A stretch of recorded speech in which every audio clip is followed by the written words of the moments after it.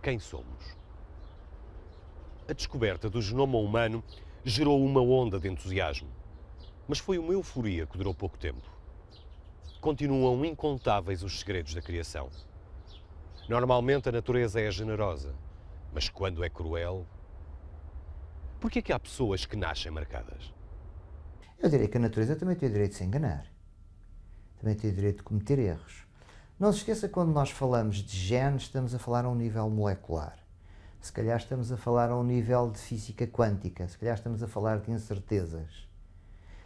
Será que as anomalias, será que um dia os físicos vão demonstrar que as crianças com anomalia são a incerteza da física quântica? O que é que se passará ao nível das moléculas e dos átomos para justificar um par de bases ter sido modificado ou uma molécula de ADN, uma fita de ADN ter sido cortada num determinado sítio e não noutro, cortando um gene a meio, portanto produzindo uma proteína deficiente, por exemplo? Não faço ideia nenhuma, mas de certeza que a natureza não tem nada inútil em si, até aquilo que não presta. Há aquilo que nós chamamos monstros. É um nome que não está realmente apropriado, não devíamos chamar monstros, são seres humanos que nascem, portanto estão vivos. Mas, por exemplo, dois fetos que nascem unidos, ou pela cabeça, ou pelo tórax, ou pelo abdômen. Essas anomalias geralmente já são complexas porque nem sempre é possível corrigi-las cirurgicamente. Estou-se a recordar de um caso ainda há bem pouco tempo que veio nos meios de comunicação em Inglaterra, a divisão que houve entre se poderá ser corrigida cirurgicamente ou não, porque essas anomalias complexas são difíceis de prever. Pode existir, por exemplo, um só fígado para as duas crianças, um só coração para as duas crianças, ou metade de um coração para uma, metade do coração para outra. Pode haver alterações de intestinos, que as duas crianças partilhem o mesmo intestino, por exemplo. E por outro lado, crianças que nascem, por exemplo, com duas cabeças,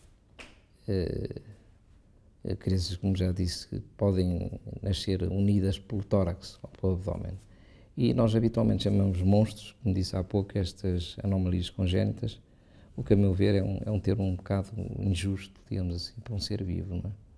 Mas de qualquer maneira, é tão chocante, digamos assim, o aspecto à nascença que o próprio obstetra se sente realmente bastante incomodado, não é?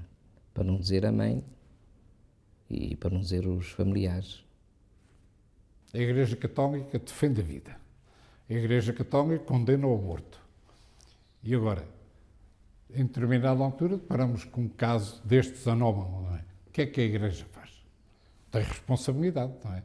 E não a enjeita. Que é uma situação muito difícil para alguns casais e, face a isso, é dado todo o apoio psicológico necessário nestas situações, que geralmente é um apoio relativamente curto no tempo, mas que em alguns casos nós sabemos que existem fatores de risco e é preciso stressar esse apoio de alguma forma e torná-lo mais intensivo para evitarmos problemas mais graves, porque às vezes eles surgem. Há famílias altamente revoltadas numa situação dessas. Há outros que podem aceitam uma certa resignação. E a Igreja tem obrigação, porque Jesus Cristo veio para libertar, não veio para escravizar ninguém. Por isso a Igreja tem obrigação, e faz, de acompanhar essas pessoas individualmente, o casal, qual é o acompanhamento moral e psicológico que se tem que dar a pessoas nessa situação. Portanto, dentro da coleção que nós temos daquilo que designamos monstros, por serem realmente anomalias congénitas que dão origem a um ser realmente com uma estrutura muito alterada, temos este primeiro caso que diz respeito a um recém-nascido sem membros superiores, sem membros inferiores.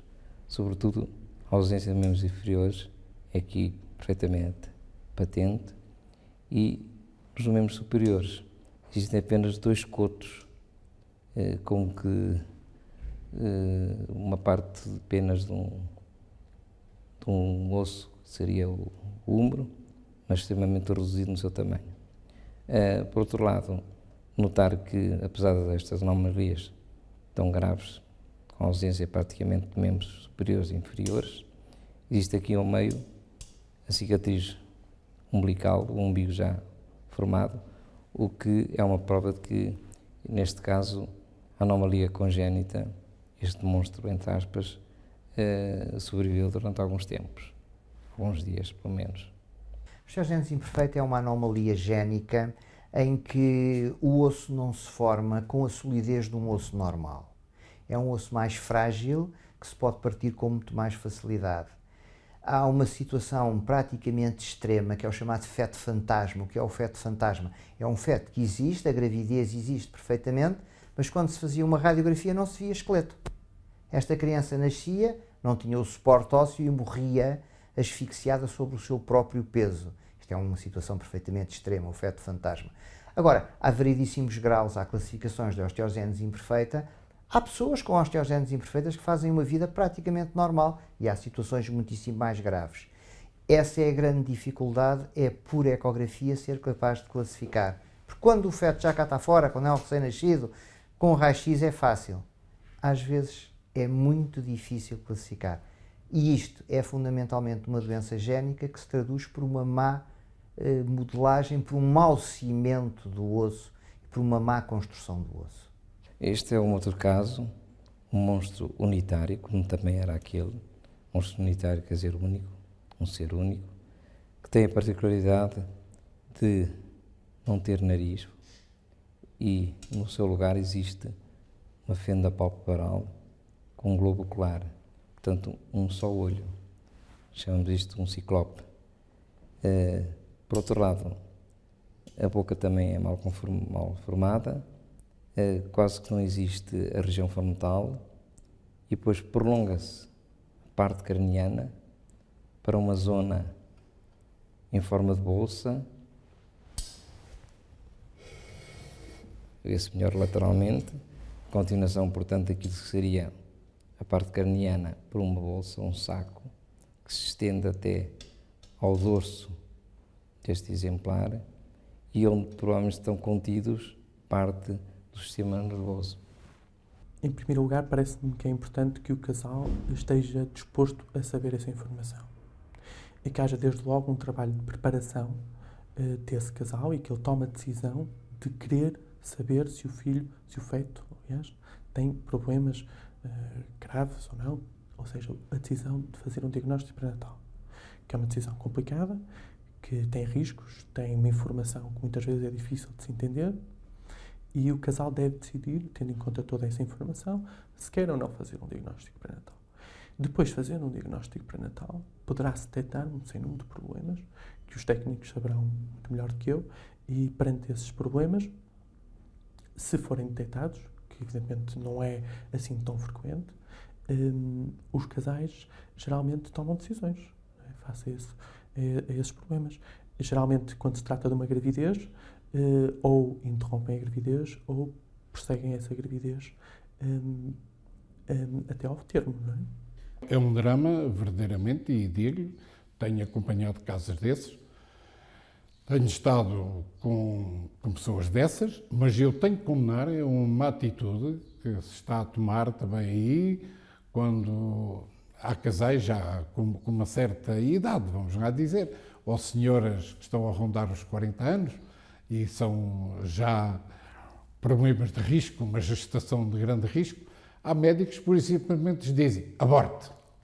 Ora, isso é muito mau. Nós estamos a defender a vida, há uma vida que já está formada, haverá ou não a certeza, parece que os exames que hoje se fazem, que de facto pode ser a certeza que a criança vai sair com problemas, não é?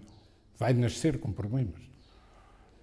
É uma atitude dificílima, eu digo, porque humanamente todos nós somos capazes de dizer, então, se é um peso para a sociedade, se é um peso para a família, não era preferível que tivesse morrido? Mas eu penso, quem é que tem direito a tirar a vida? quem a deu, não é? Portanto, aqui temos um outro exemplar, é um monstro unitário, que nós designamos por anencéfalo, que é uma das malformações complexas, não digo relativamente frequentes, mas dentro das outras, das restantes, das mais frequentes, e que se caracteriza pela ausência da calote craniana. Praticamente não tem calote craniana, não tem cérebro, ou se tem é apenas um esboçozinho de uma estrutura muito pouco aparente, e notar também este aspecto etimbatráqueo, em que os globos oculares e as pálpebras estão projetadas para a frente, são largas. Devo dizer que parte deste espólio é um espólio valiosíssimo, que pertence ao Museu de Anatomia Patológica da Faculdade de Medicina de Coimbra. É um museu que existe há muitos anos, do século XIX, 1800 e tal, e, portanto, alguns destes exemplares têm, seguramente, mais de 100 anos. Para além destes exemplares que mostramos, existem, naturalmente, muitos outros que seriam realmente útil de serem vistos e observados. Neste momento estamos em obras, digamos assim, de recuperação, e por isso é difícil de poder abrir este museu à curiosidade, não só em geral, mas científica em particular. Há doenças que só se manifestam na infância, outras na adolescência, outras já como adulto e outros como adulto tardio, 40, 45, 50 anos, sim. Como é que era a assistência? Como é que era a consulta da grávida quando eu nasci? Eu nasci em 1941. Quando a minha mãe ia à consulta, o que é que lhe faziam? Pesavam-na, mediam-na, como eu lhe expliquei, pegava-se numa fita métrica, punha-se a senhora deitada, em cima do púbis, ia-se assim com a mão e tinha-se a altura do útero. E isto era a idade gestacional. O senhor agora ri-se, não é? Também são de rir de nós daqui a 100 anos, esteja tranquilo. Ora, sabemos que atualmente não é nada disso. Atualmente é obrigatório fazer uma ecografia. Como imagina, uma ecografia vai encontrar, por vezes, malformações se elas existirem. Então vamos fazer uma detecção muito mais precoce dessas malformações. Sabemos que uma anencefalia, que é uma situação em que não se desenvolve o cérebro, uma ecografia vaginal poderá detectá-la à volta das 8 semanas, 9 semanas, digamos 10 semanas. E não quando o menino nasce, como no tempo em que eu nasci. Em diagnóstico pré-natal temos uma quantidade de produto fetal reduzida, um tempo muito escasso e, portanto, a possibilidade de estudos que nós podemos fazer são muito direcionados. Tem que se fazer só apenas a pergunta para as afecções mais frequentes, estudar essas, responder a essas, mais nada. Se nós temos suspeita ou se suspeitamos que há a possibilidade de uma doença que é passível de diagnóstico, portanto, em que há um diagnóstico possível, então nós podemos estudar essa doença, mas nós não podemos estudar tudo que nem há tempo, nem há material, nem há possibilidade técnica. Quer dizer, portanto, tem que ser muito direcionado o diagnóstico pré-natal, sempre. Vamos ter que esperar, como eu lhe disse um dia, para sabermos se uma criança é normal, até aos 95 anos dele, e depois ver os bisnetos. E se eles forem normais, então convocamos os pais e dizemos, garantimos que a vossa criança é normal. Eu penso que é a melhor maneira de dizer que é impossível dizer a alguém, em qualquer fase da sua vida, que ele é um indivíduo completamente normal. Agora, quando nós olhamos para uma criança que nasceu bem, está a crescer bem, está a evoluir adequadamente, numa família em que um inquérito não mostra haver nada, que mal é que tem de dizer que ele vai ser normal? Às vezes enganamos. Quais são os desígnios de Deus? Se Deus faz o homem à sua imagem e semelhança, então o que é que corre mal neste tipo de fenómenos? Oh, meu caro amigo, aqui está uma pergunta difícil. Se eu fosse judeu, dizia que imediatamente tinha sido pecado. Pecaram, os pais tinham pecado e então esta era, digamos, uma consequência do pecado, um castigo que Deus tinha dado ao pecado. Ora, eu não vou ir, não sou judeu, sou cristão. E Cristo, como já disse antes, veio libertar e quer-nos, e por isso sempre curava os doentes, não é? Por isso ele também não quer a doença. Deus não quer a doença. Porque é que o permitiu? Eu, meu caro amigo, tenho que dizer sinceramente que tenho dificuldade de arranjar-lhe uma resposta. Eu sei até o povo português diz que Deus sabe escrever direito por linhas tortas. O que é que vai sair de bem? E falou-me num aspecto que é interessante, criados à imagem e semelhança de Deus. Nós, seres limitados, criados à imagem do infinito. Estamos sempre num desafio constante. Nós temos que caminhar, nós temos que progredir, nós temos que avançar, porque vamos a caminho do infinito. Mas agora, porque é que Deus permitiu? Eu também não sei responder concretamente e não vou inventar aqui umas ideias mirabolantes, porque também não as tenho para as apresentar.